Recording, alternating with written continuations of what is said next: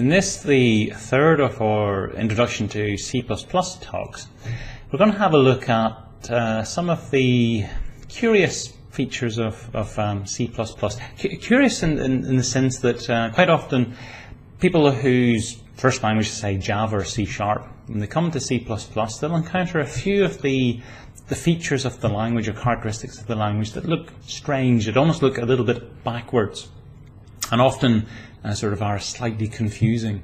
And we want to explore some of those. The underlying reality is that if they look unnecessarily, crude or a bit old or out of date, it's because they are. And modern languages do things in better ways. However, because C++, one of the strengths of C++ is it is very much backwards compatible. That if you have code that was written 25, 30 years ago, there's a good chance you'll be able to compile it in a modern compiler. So a lot of backwards compatibility, but with that then you get to carry forward some language constructs and features that by today's standard are a little bit old, a little bit crude, not particularly good. There are better ways of doing it. Nonetheless, they're part of C++. They can be minimized if you're writing it, but we do want to have a look at them here just simply to flag up that they exist. They do underpin some interesting aspects about how the language actually works, so I think that there's a bit of a return by way of looking at that. We'll start off with exploring the notion of declaration and definition. Definition is where we define a particular function or method in terms of actually saying, here's the code, here's what it does. Declaration is where we declare that it exists. So this is concerned with compilation. So it's sort of phase 3. After we've written our code and the preprocessor's done its stuff and our code's then off with the compiler. The job of the compiler is to go through, as mentioned, to take it and to convert it into object code. And what happens is whenever the compiler encounters a function or a method, it wants to make sure that it has been correctly used, correctly called. So if you have a look down here, say in line 6, over in the example on the left, we're calling a method called foo. So when the compiler gets that, it wants to check to see, okay, well, do I have a function called foo defined? If so, is there a way of calling it where you pass in no parameters, or do I have to pass in a parameter? No return type, we're not dealing with return types here, but if we did assign it to something, then it would also be looking to check to see, well, does it return something that is assignable to the thing that we want to assign it to? So the compiler needs to know about it. It needs to know about what foo is to work out if the programmer has correctly made use of it. And in the example we have over here, it's unproblematic. At the top, line 1 and 2, we actually define foo. We say, here's a method called foo, doesn't take any parameters in, doesn't return anything, and at line 2 we have whatever it does. So down at line 6, the compiler is in a position where it is able to look to see how it's been invocated and actually to work out, yes, it's perfectly fine the way of calling it. Compare and contrast this then to the example we have in the middle. All we've done here is that we've taken the definition of foo and we have put it after the main function. This, believe it or not, won't actually compile in C++. It will compile in Java, it will compile in C#. We'll look at that in the next slide, but in C++ it won't compile. The reason for that is that the compiler, in terms of the specification of how the thing works, it comes in at the start of the file and works its way down from top to bottom. So at line 3, it encounters a call then to foo. The problem is, at this point, it hasn't seen the definition of foo. It's further on down the file. So when it encounters a call to foo, it says, I don't know what it is. I don't know if it's been used properly. And actually generates a compilation error at this point. It says, I can't go on because I don't know if foo has been used correctly. How do you get around this in C++? Well, you can see this now in the example over on the right-hand side. In line 1, what we are doing now is we are declaring that we have a function called foo. We're not saying what exactly it does, we're simply declaring its name, the arguments that it accepts in, and what it returns. So it's saying that at some point we will define this, but we're declaring it up front. So at line 5 then, the compiler knows that there is a method called foo, knows what it takes in, what it returns. It has enough to work out if it has been correctly used.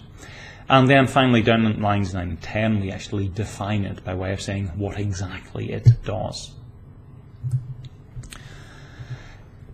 The middle one, the one that didn't work, the one where we had our definition after the use, doesn't compile, but yet if you had written this code in say C# or Java, it would compile.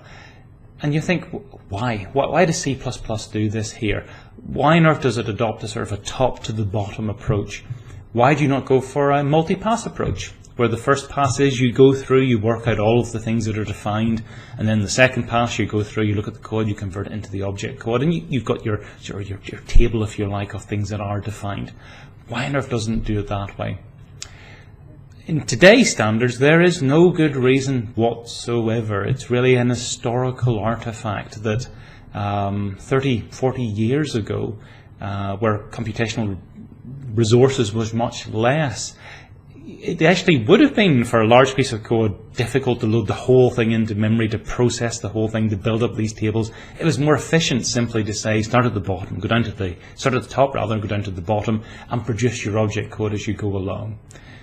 So it's there, it's an aspect of a sort of a limited computational environment that doesn't hold nowadays. But because of backwards compatibility, that has been a feature of the language that has been retained and carried forward. It's also one of the reasons why header files are available in C++. For writing your Java code, you put your stuff in your .java files or your C# or your .cs files. For C++, we have our .cpp and our .h header files. And originally for header files, for things like in the C language that C++ built upon, headers were there as a convenient way to provide a lot of forward declaration. So if I had a whole bunch of stuff that I wanted to declare, I could put it all into a single header file and then just use a preprocessor directive, my hash include, to include that header file in any of my C or my C++ files that I needed to have it. So originally that's the reason why we had header files, as an easy way of bundling together all of our declarations. With C++, because it's object-based, it made use of the fact that we have .h and .cpp files. And in C++, quite often you use your header file as a way to, if you're creating a class, to define and declare what it is that class does. But in the CPP file, you provide the implementation of that class. So it gives you a way to separate out declaration from definition.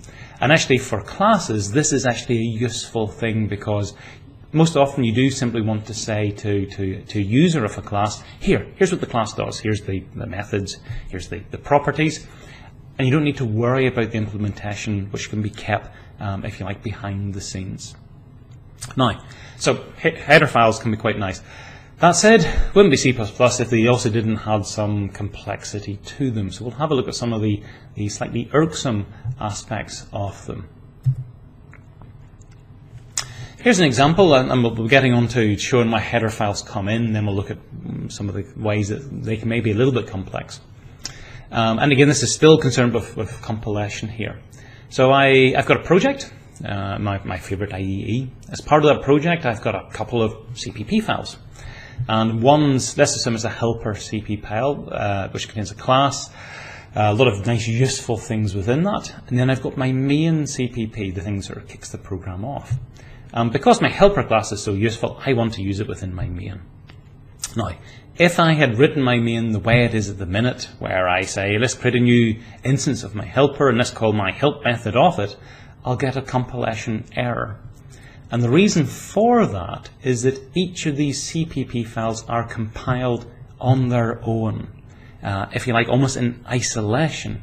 So when main is compiled, doesn't matter what other CPP files you have, even if you've got them bundled together as part of the same project, stated is the way we have it here. It's going to get down to line 3, it's going to say, okay, you want me to create an instance of a class called helper, but I don't know anything about helper. So it has a bit of a wobble at this point, and you'll get a compilation error being thrown up. So we have to somehow share the main component with it in terms of passing it on. So getting helper into the main class. How do we do this? We use a header file. So here we have an example in this one where we have helper.h, which contains the declaration of the class, and in our helper.cpp we're actually defining what it is the methods do. So we've separated out the two things. And on our main class then, in line 1, we are including helper.h. So it's a preprocessor directive. Effectively, when that preprocessor directive runs, we'll take all of the contents of helper.h and paste it into our main.cpp, and then pass that on to be compiled. So in this case, whenever we get down to what is currently line 5, we will effectively have everything that's contained within helper.h, and that's enough for the compiler to be able to create an instance of the class, and then line 6 to be able to make sure that we're correctly calling the methods within it. So header files, preprocessor directives, they give you a nice way then of actually defining and making available these different elements. Here's where it can get a little bit more messy. The C++, the preprocessor, the compiler, they do as they're told. So let's say that in our main.cpp we made a little bit of a mistake. So in line 1 we included helper.h, that's fair enough, that's my helper class. Line 2 and line 3 I'm including a few of the built-in C++ standard library string and IO stream. And then line 4 I forgot that I included helper.h, so I did it again. Now, preprocessor, it goes down through this, it says include helper.h, so it will take all of the contents of helper.h and paste it into my main.cpp. It'll do the same for string, it'll do the same for IO string. And in line 4, it'll do exactly the same thing again. It will copy in all of the contents of helper. So it copies it in twice. It just does as it's told. And that's fair enough. That then gets passed off to the compiler. And the compiler will start going down through, initially looking at helper.h and see, oh, we're defining or declaring some things here, and so on. And whenever it gets down to the second helper, it's going to realize, hold on, I've declared a class called helper, and I'm now declaring another class called helper. And at that point, the compiler will throw out an error. It says you've defined the same thing twice. So this won't compile. So if we are including helper files, we need to be careful that we don't include the same file twice. Now, you might go, okay, I would never ever be so silly to include the same helper file twice. And of course, you're right, you wouldn't be. But it can sneak its way in rather inadvertently. Here's an example where that would be the case. So in this one, we have two libraries, mylib1 and mylib2. So these are expressed here as header files, libraries of useful functionality that I have created. Now, because I've created them and I have my helper file available, it's a very useful helper file, I've used my helper file within mylib1 and I've also used my helper within mylib2. Now mylib1 includes the include, compiles perfectly fine. mylib2 also includes it and compiles perfectly fine. Now for somebody who's making use of my libraries, let's say that they go, mylib1, yes, that's good, I want to use that. mylib2, I want to use that. So we've got the include mylib1 and include mylib2. Problem with this is that preprocessor directive, line 1, will say, okay, include in the contents of mylib1.h. We go to mylib1.h, we've got another preprocessor directive here. So we will paste in the contents of helper.h and then take that total collection and include that within our main.cpp. And you can see where we're going here. And mylib2 will do exactly the same thing. So in this case, even though I didn't explicitly say so, we have helper.h appearing twice within main.cpp, which will prevent the thing from compiling as it's currently expressed. And that's no fault of the person who's doing main.cpp. It's the fault of the person who's written the two libraries. And presumably you don't want to get into a situation where these two libraries can't be used together simply because they share a base sort of helper file. So we need to have a way of rectifying this. So general rule of advice here is that when we're dealing with header files, we only want to include the things that we really want and need to include, not to stick everything in, because then we've got more chance of conflict. And we want to guard against accidentally or unavoidably including the same thing twice. So we're going to have a look at two very similar mechanisms by way of which you can do this. And you can see them here. Actually, again, we're using preprocessor directives as a way of doing this. In essence, we use a guard. So we are going to have two different mechanisms that say that you can add in a header file once, but if you try to add it in a second time, then it's going to ignore that second request. And yes, you would be perfectly right in assuming that this is the logical thing you should have done from the start. But there you go. Two ways you can do it. The first one is to use a few other preprocessor directives, if not defined, and then define. So the example we have over here is the first time we added in foo-h included. So whatever textual thing you provide there is what it is you're defining or not defining. It won't be defined.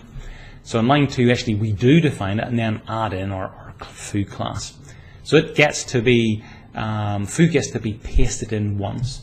The second time we try to include foo, it will actually be that isn't defined, and we'll get to add in nothing in that particular second request. So that's one way of doing it. It's a little bit of sort of 3 lines to do it. There is a shorthand, which is the hash pragma once. Strictly speaking, it's not part of official C++ or not C++98, so but most compilers support it. So it's a quick way of doing it. But as mentioned, you would be right in assuming that really this is how it should be designed from the start. There's actually quite a few different types of header files, and ideally you want a language to be consistent, and this is something that C++ sometimes isn't or hasn't been over the years. And I'm going to give an example here that when we are including header files, now C++ provides you with a standard template library, standard library full of lots of useful things that you can make use of. And you can also, they're declared within header files, so you can include them. We can also declare and define our own header files and declare our own variables within those. And rather unnecessarily, C++ uses two different ways of defining where it is or what type of header you're adding in. So if we're using angle brackets, then this is a way of denoting that it is a standard header. And if we just use quotes, then it's a way of saying that it is one defined as part of the current project. And the only difference that it makes is it determines the location in which you look for that header file. And okay, I mean, it's useful enough by way of distinguishing them, but arguably you could go for a single approach in terms of doing this. Also, slightly more complex, or a slightly complicating factor. C++ builds in C. C has header files, it has built-in library as well. Whenever, the convention for C is that if you are creating a standard header file, for example math, then you call it math.h. In C++, for the standard headers, the one as part of the libraries, they don't include any extension.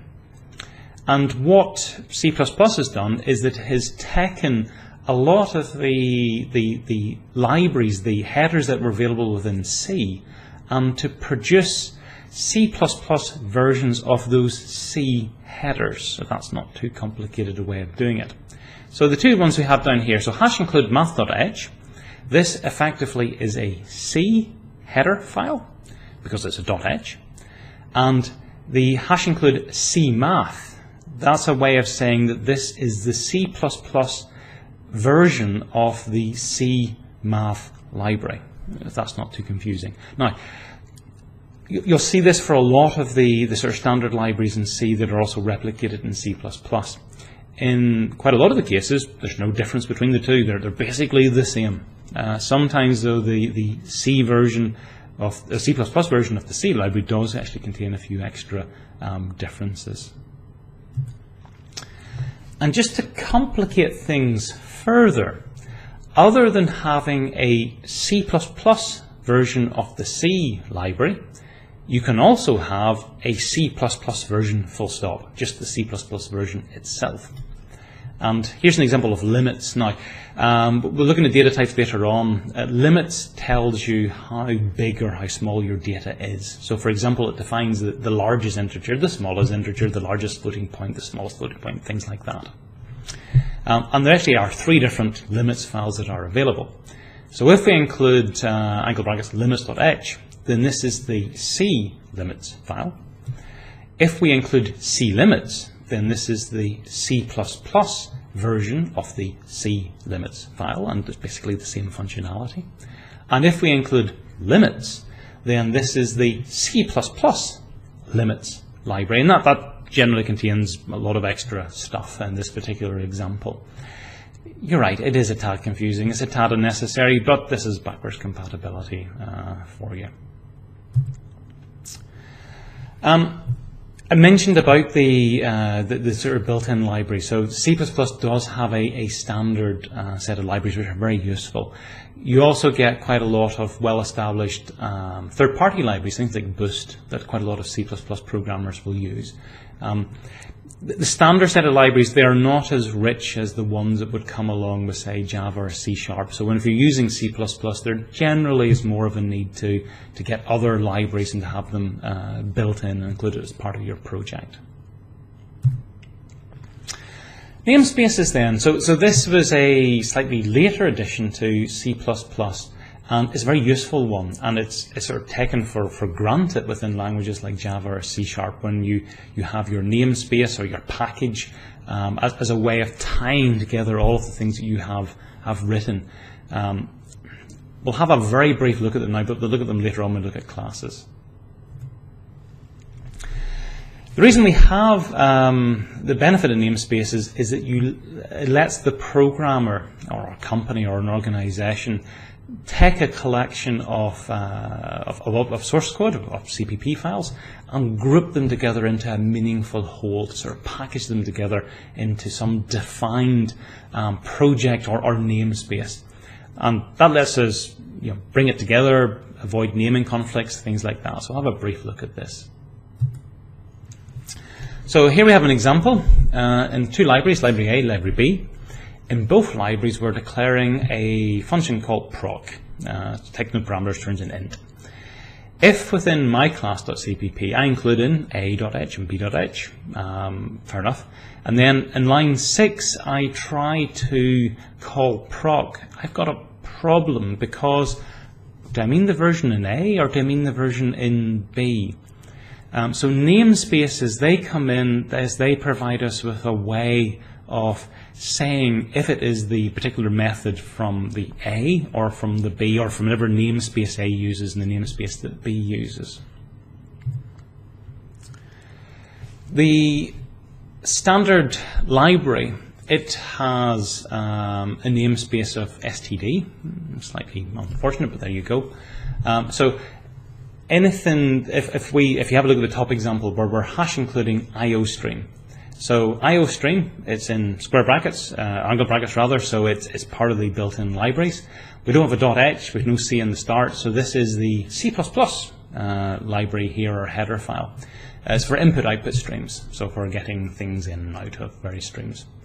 And it has a nice string called cout for character output, or you want to write things out to the console. And you can see in line 3 we're doing std : So the std is the namespace of our standard templates, colon then is the sort of the operator on this. So we're saying that cout is a particular function that we will find within our std namespace or standard namespace.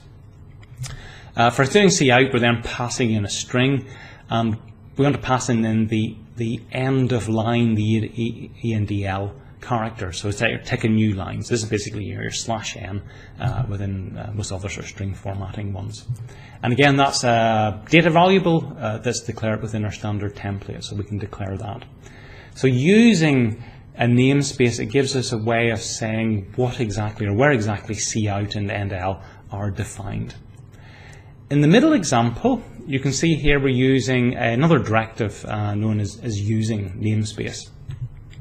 In this case here, what that basically says to the compiler is that if I specify a particular function or variable, by default, assume it is part of whatever namespace I have said that I am using. So it means then in line 4, I can just write cout and write endl, and it will assume that it is the standard version of cout and standard version of nl used by default. The bottom example we have in the middle is where I say precisely which particular items of data or functions that I'm using from it. So lines 2 and 3 at the bottom, here you can see I'm saying that I'm using standard template, cout, standard template, end of line. And I can then get to do that. Generally speaking, the one at the bottom is best practice. The middle example is the most convenient one, but it is also the sort of the kitchen sink one where you include everything that's available. So generally it's better only to include the ones that you specifically do want to end up using. Key takeaways then, C++, it has, one of the strengths is that it has maintained backwards compatibility, and actually all the way back really to C. Strength of this, benefit of this then is that if you do have old code, if you have legacy code, it's probable that a modern compiler is going to be able to compile it and it'll still work in the same way that it has always worked. So that's a strength. The disadvantage to it is that you have to carry forward all of the decisions that you've made 30 and 40 years ago, even into an environment where computational resources are a lot different. So modern programming languages, they have the benefit of sort of looking at things and going, well, I like this and I don't like that, so I'm going to throw away the things I don't like. C++, because they need to maintain this compatibility, it unfortunately doesn't have that flexibility.